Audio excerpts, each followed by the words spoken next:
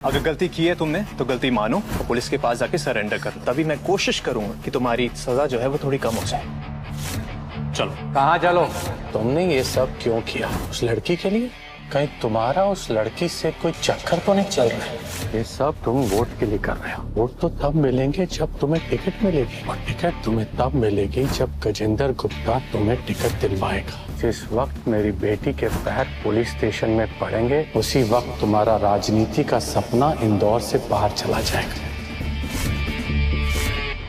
गणपति बप्पा मोरया। नमस्कार दोस्तों, आज मैं बात करने वाली हूँ सुमन इंदौरी सीरियल की, जहाँ पर हमें हाई वोल्टेज ड्रामा देखने को मिल रहा है। जी हाँ, अब तक हमने देखा था कि किस तरह से मोहल्ले वालों को और सुमन को ये सच्चाई पता चल गई है कि भाई उसकी माँ का एक्सीडेंट किसी और ने नहीं बल्कि कृतिका ने ही किया था। अब तक हमने देखा था कि किस तरह से ये सच्चाई को जानने के बाद सुमन के साथ साथ सभी मोहल्ले वाले, उसके घर वाले जो हैं, सीधा तीर्थ के घर के बाहर पहुंच जाते हैं प्रदर्शन करने के लिए, जस्टिस मांगने के लिए। और यहाँ पर हम देख सकते हैं कि किस तरह से हमारी सुमन मैडम ने एक थप्पड़ जड़ दिया है कृतिका को। जी हाँ, यहाँ पर कृतिका ने सुमन की मां के बारे में अनाप शनाप कहा, जिसकी वजह से इस बार सुमन गुस्से में आकर सीधा सीधा कृतिका को थप्पड़ जड़ देती है। और इस थप्पड़ की वजह से भाई देविका मैडम का गुस्सा जो है वो तो चरम पर पहुंच जाता है। और हम देखते हैं कि किस तरह से इस बार देविका ने हाथ उठा दिया है हमारी सुमन पर, लेकिन एन मोमेंट पर यहाँ पर तीर्थ आकर देविका को रोक लेता है। जी हाँ, कहानी में हम देखने वाले हैं कि भाई इस बार सिचुएशन को तीर्थ हैंडल करते हुए नजर आएगा और उसने ठान लिया है कि अब वो सुमन को जस्टिस दिलवा कर रहेगा। यहाँ हम देख सकते हैं कि किस तरह से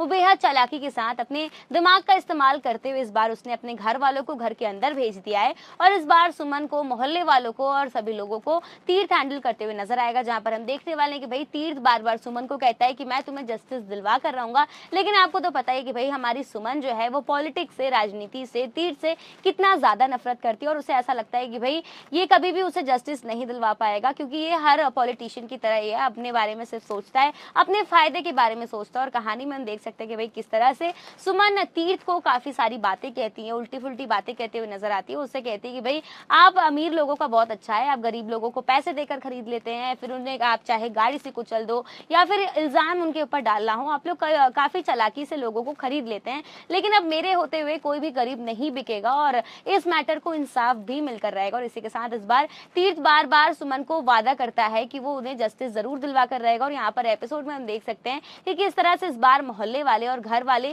तीर्थ को एक मौका देने के लिए तैयार हो जाते हैं। और इस बार उनके साथ साथ सुमन भी तैयार है तीर्थ को एक मौका देने के लिए, और वो उसे शाम तक का वक्त देती है और कहती है कि आज शाम तक ही तुम्हें कृतिका को जेल भेजना होगा, और अगर तुम ऐसा नहीं कर पाए तो सबकी उम्मीदें तुमसे टूट जाएगी। और इसी के साथ आने वाले एपिसोड में हमें देखने को मिलेगा कि कितने चालाकी के साथ इस बार तीर्थ ने कृतिका की सच्चाई सबके सामने ले आई है। और आने वाले एपिसोड में ये देखना इंटरेस्टिंग होगा कि क्या इस बार तीर्थ अपनी सुमन को इंसाफ दिलवा पाता है या नहीं। आपको क्या लगता है, हमें कमेंट सेक्शन में जरूर बताएं।